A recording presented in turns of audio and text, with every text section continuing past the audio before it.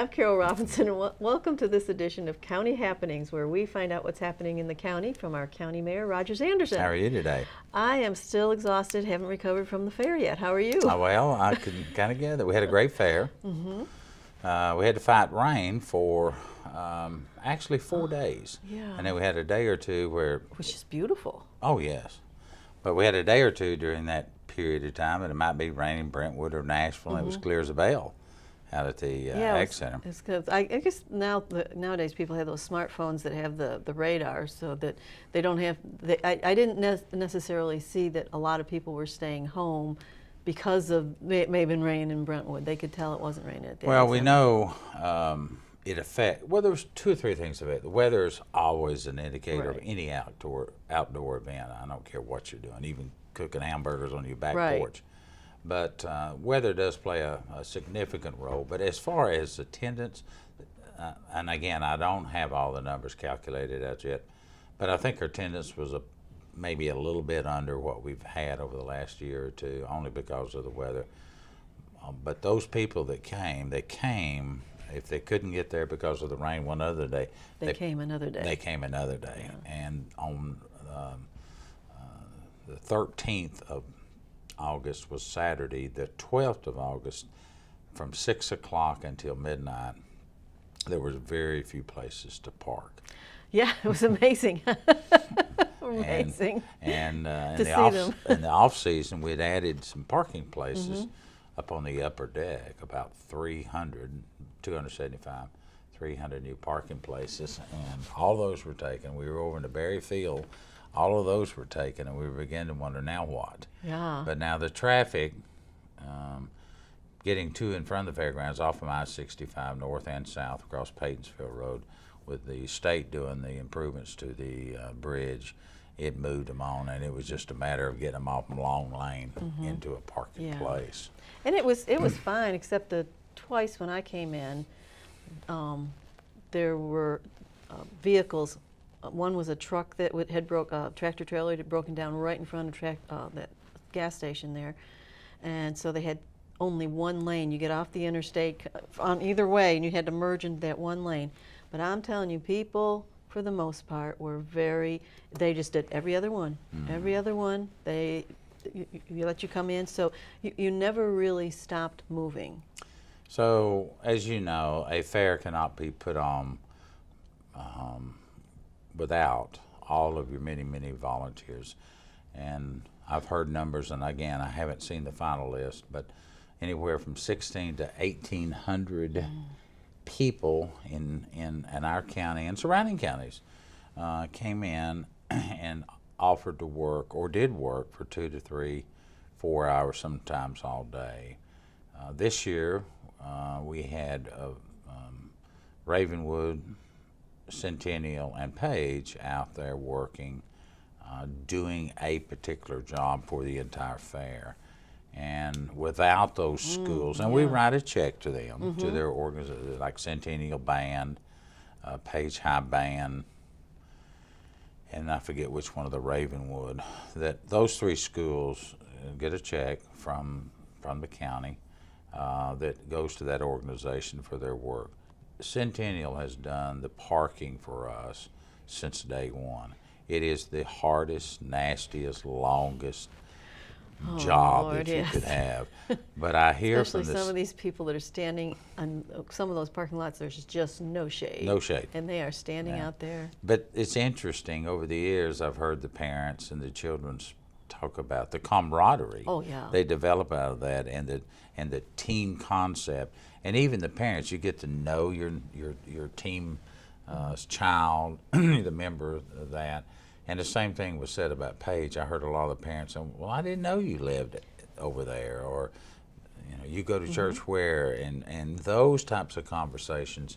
So not only do they get the financial side of it, helping them, and I'm not knocking selling candy or bars or whatever at auctions, but they can work 9 or 10 days and get a nice check. Yes, So yes. we say thank you to our volunteers, and certainly with our sponsors. When you have inclement weather, the sponsors help carry that fair a little bit more, because your gate receipts could possibly be down. And again, I think our gate receipts. We tried a new ticketing service this year, online ticketing. How'd that work out? It worked out very, very good, which really helps at the end because everything that goes through there, it's a not-for-profit, the fair is, so everything has to be audited, a financial statement, and so keeping tracks of all those tickets and their numbers is a lot easier electronically now than it is 1, 2, 3. And we have many elected officials out there working, Brenda Hyden, Sadie Wade, Brad Coleman, to say, and several of our county commission school board members are out there driving the carts. And to them, it's an activity for 9 days that they're out there working, meeting people, talking to people. What do they like about the community? What don't they like? And I think for some of them that have done it only 1 or 2 times, but they really see the enormous impact of that fair and how far it reaches out. Folks from Davidson County, Rutherford County, Wilson County, and we had many fair visitors from everywhere, even Alabama. People drive by. Some people just like a good fair. And the number one thing we continually hear is it's safe. And of course, the law enforcement, the sheriff's department did an outstanding job on the fairgrounds, checking people's purses, and bags, fanny packs, whatever they may be. Didn't have any incident out, had very few complaints from people. And occasionally someone would forget to take out their firearm. They'd have a permit for it, but they just take it back to the car. Nobody said a word. I did learn one thing about the fair that I've never seen before in all the years we've been putting on the fair. We've never had a rain like we had on the first Saturday night, electrical storm and everything. I mean, the retention pond. I'm just glad we had any cars parking down there. Now, we did get some stuck on another field. Yes. And we had to wait till the next day to get them out. But and my car was still muddy. Yeah. But I did learn one thing about the fair, that a 17, 18-year-old boy or girl, it really doesn't bother them that it's raining. They ride rides. Wasn't that amazing? They ride rides. Now, the only reason we'll shut it down is electrical. Right. But it was just a slow rain drizzle for about 5 hours, Carole. And these girls that had the long hair knotted up, other girls trying to comb it out. And I'm thinking, and they're just having a ball. And you know the memories they're going to talk about for years to come. And the boys are all just, they're boys. They're jumping in puddles. They're coming off and sliding. And I saw a couple of them get up on the hillside on the grass and dirt. Remind me of as a boy, just come sliding down that hill. You know their moms when they get home are going, "What were you doing?" That's exactly right. We should have got some pictures of that. But boys are going to be boys and girls are going to be girls. I don't believe at any age it really changes much, even from my generation. No, that's exactly what we've been doing. There's some things that never change. No, no. And we had a safe fair for the most part, and you know, with all the negative connotations that were going on, and rightfully so, should have been reported from the Ferris wheel. Now they think it was some bearings that went bad on the ride, and so either maintenance was not followed or something happened. Right. And you're talking about the one in Greene County. Yes, and you hate that a couple of individuals got hurt. One of them apparently has got some serious problems. Yeah. But at our particular fair, we used a different procedure, different fair. A Midway gentleman is called the Drew Exposition, and he could have one, but he checks them every single day before they're cranked up. They're inspected by a third party, plus his own people, and they do a lot of their own maintenance on site. So always feel safer. He spends a lot of money on keeping them clean and nice, and that's usually an indication that somebody cares. That somebody cares, because as he said, when something goes wrong with any piece of equipment on a fairground, that fair is over for that 5 days, 6 days, whatever it happens to be, because people don't feel good about that anymore. So I'm so sorry that happened in Upper East Tennessee and other parts of the nation. But we had a safe fair. Now we always have people with heat strokes who get too excited. Yeah, couple of those days were really hot. And we had a broken leg, I think, this year, or an ankle, where somebody stepped off during the rain and fell. But for the most part, other than our workers Now that last day, day 8 and 9, they began to chew at each other. It's like a cat and a dog. Yeah. And you know, well, we're I'm in the glad latter. I work alone. Yes. I get to hear all of those, you know, in the latter part of the fair. That's what happens when you work around each other for 6 hours at a time for 9 days. Yeah, and it's just plain exhaustion. It is. No, you know, You're things worn that out. never would bother you really irritate But you. all those people work for nothing. They may get a few ride tickets for their involvement, but for the most part, I know Channel 3 here, the guys and the gals were out there. You had a lot of interns, and you could just see the look on the regulars' face, the Heathers and the Newts and the Crews and the others. They've been out there every day, and they're tired. Yeah. They're tired, but they do it because of the love of what it means, the smiles on the kids' faces, the entertainment, and we did have some good entertainment, some good, great entertainment. Second largest beef show in the state, and one of the largest goat shows, sheep shows. They had over 370 head of those. I mean, they had more than we had stalls for. So again, the agricultural side in Williamson County continues to grow. The premiums, that's the amount of money we write you a check for winning first, second, or third place, or the blue ribbon, whatever it may be, just like the Olympics going on. Last year we wrote out over $85,000 worth of premium checks to kids. Now they could be $10 or $20, but some of the larger events they get into $100. The 4-H had a wonderful auction. They sold about nearly 24 steers to our community. Cigna, for an example, a representative from Cigna, he bought 3, and you can buy them and turn them back in and let them bid it again. So the high bidder, the beef, he was about 1,330 pounds, went for $7.25 a pound. Whoa! And so that's a $10,000 paycheck for some youngster that won the blue ribbon on his steer on that particular night. And that pays a lot of your books and tuition at some school. Oh, yes. So they had 23 of those, and some of those were sold more than once. So I'd say it was closer to 30 that they were able to pick up money. And I've had many people tell me over the years that that's how their children help pay for to go to school, because some people just cannot afford. They're in between. They don't apply. They can't qualify for the Pell Grants, and they make too much to get into the other side of the money. So for the ag world, we give scholarships. We're doing about 4 to 5 scholarships a year now for children. All of those proceeds go back into that, and certainly a lot of the money goes to help pay for the improvements to the Ag Center rather than taxpayers paying for it. So it was. It'll go down as one of the good fairs. It'll go down as a good wet fair. Unusual fair. The last several fairs have been unusual in one way or another. Last year we had beautiful weather every night. Record attendance. The temperatures were in the 80s instead of the 90s, and Well, and those one of the things you have to notice about the fair this year, that school was going on every single day. The fair was going on, and that's there was a notice that I noticed that on the midway. Yes, because normally certain nights were normally busier in the past, and this year they weren't quite as busy until Thursday, Friday, and Saturday. That's right. Thursday, Friday, and Saturday, throw it all out the window. But Monday through Thursday, they're usually parents with smaller children, and they're gone by 8:30, 9 o'clock. Now the high school boys and girls come in. And I do want to point out that our food night, bring 4 cans. This year we doubled. Last year we had 2 cans you get in free. This year we said, let's go to 4. Let's really help them out. And we raised nearly 6,000 pounds of food for Graceworks.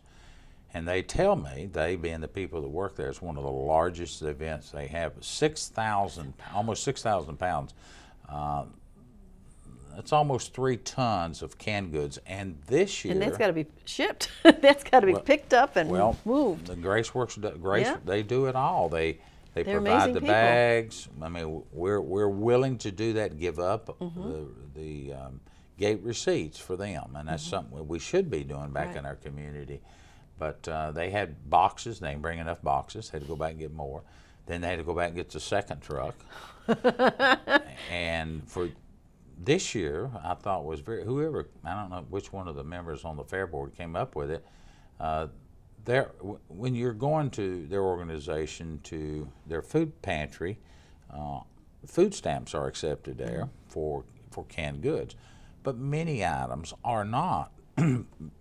You're able to purchase them through food stamps, and so people had a list of those items outside of food stamps, like the basics that you and I would think about. Large rolls of toilet paper, for example. Well, they can bust those down and help get those out to the community, and many other products that you're just not allowed to purchase, I'm being told. So a lot of people brought in just rolls of paper goods this year, which it doesn't weigh much. Yeah. It doesn't weigh a pound.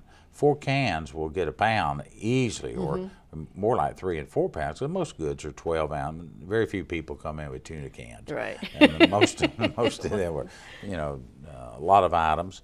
And those paper products don't weigh as much. So when we say almost 6,000 pounds, they probably, if you'd just restricted it, now people come through.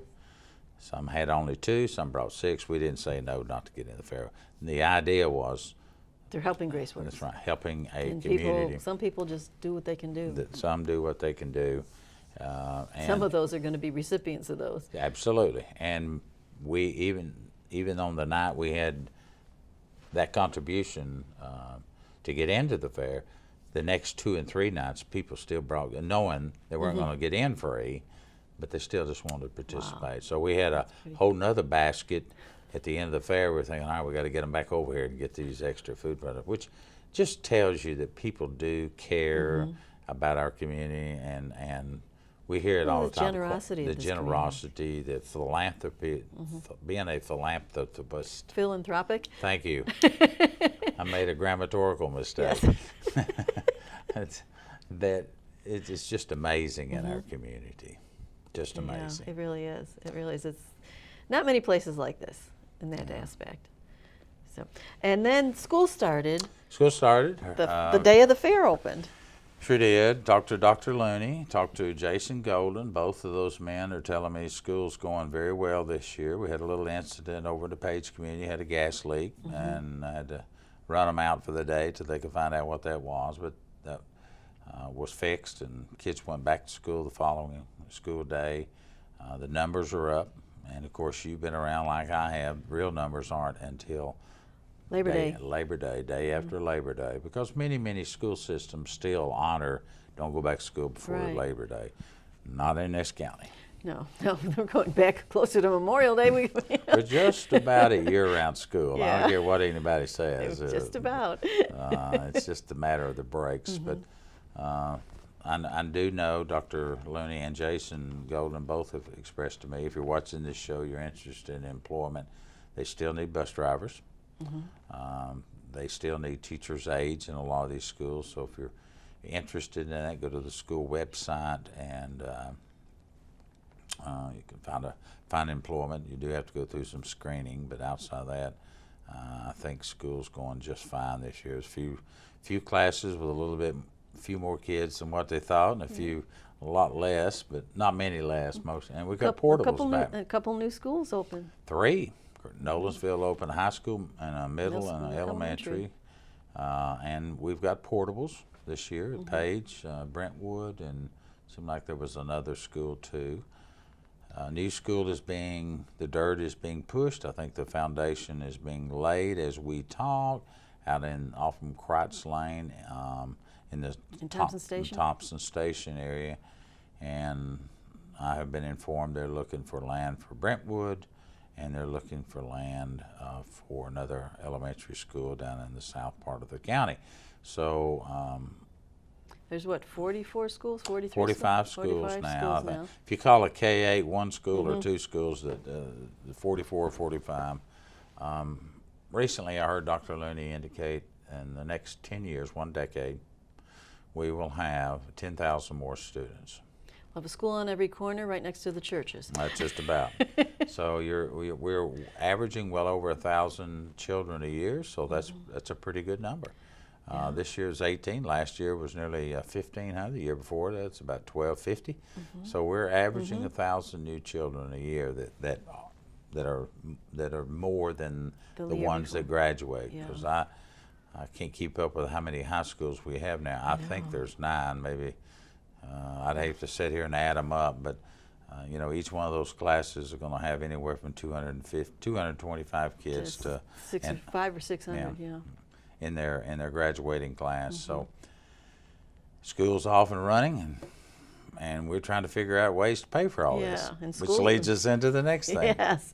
There's an education impact fee that is being bandied around. And sure is. Back in the spring of this year, 2016, the county commission said we've got to get a handle on how we're going to pay for this future growth down the road. And one of the ways they're looking at, we've hired an outside consulting firm to come in and literally do an assessment of what new schools cost versus new people coming in an area. And there's a lot of ways to do that. Florida's been doing this for years.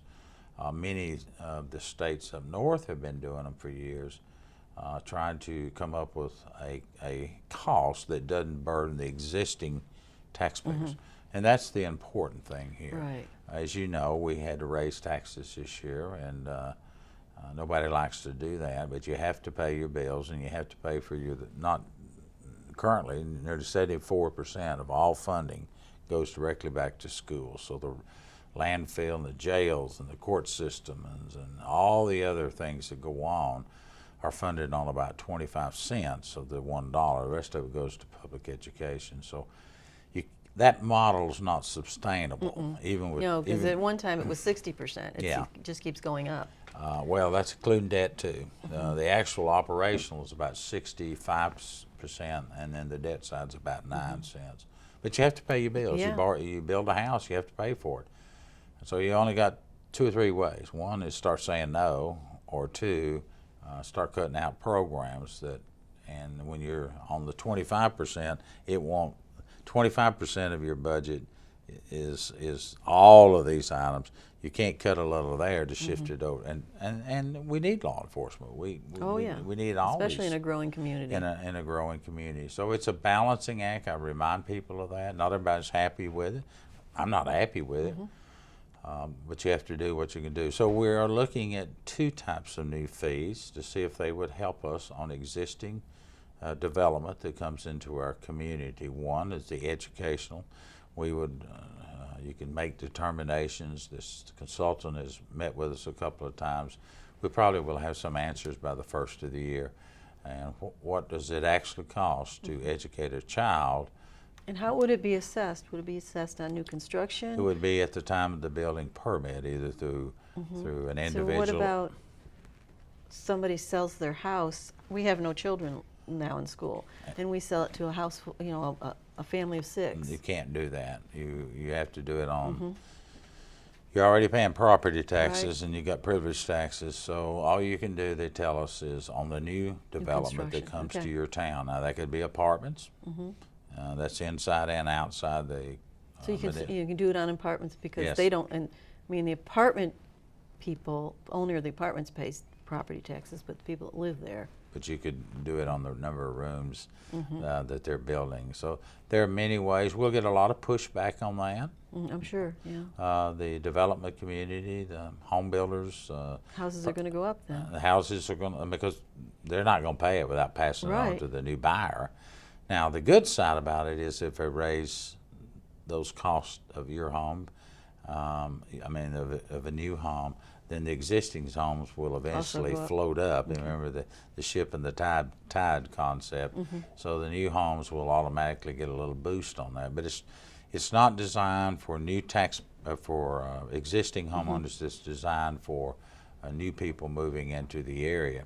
Now go back to your scenario. If you and your hubby decide to build a new home, and we're going to be hit with it, even though we don't have kids. That's right. Yeah, that's exactly right. So there's pros and cons, and we have another one we're looking at. In fact, this week, middle part of August, we're looking at a road impact just for unincorporated areas. What is it costing us for these new developments coming to town?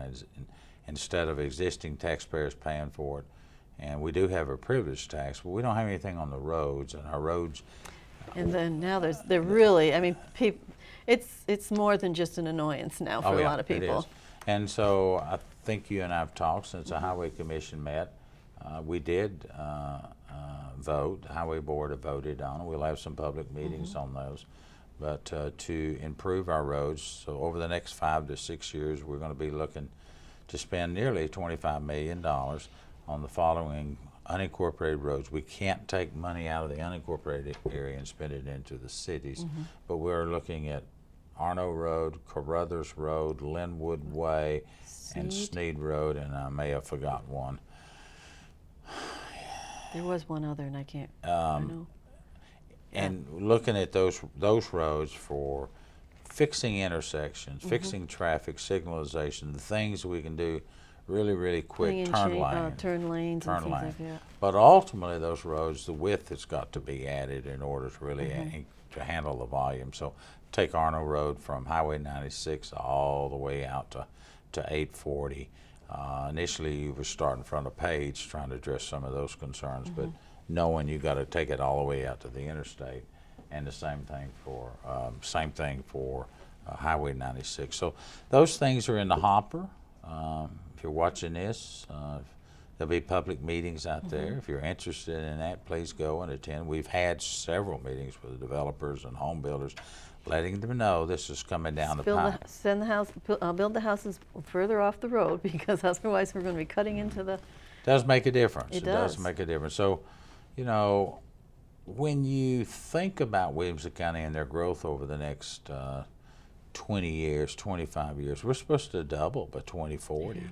And I was watching one of the major TV stations this morning, getting ready before I came to work, and they had a segment on where Heritage Middle is, right on Columbia Avenue.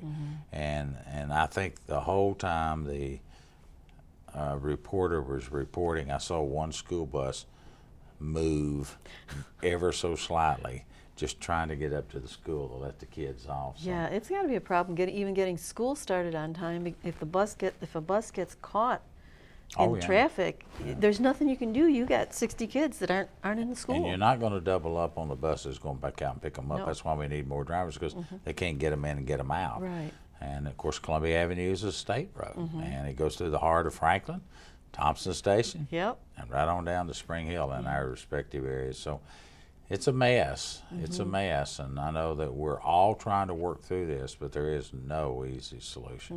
No. What do you do? Stop the growth? You can't do that. And the mess is already there. Have to work on what we can work on. Yeah, and I think we're out of time. We're almost out of time. We were going to talk about certified tax rate, but we'll catch that next time. You'll hear about it. We're having to recertify the tax rate, which is a good thing. We're just getting it right. Yeah.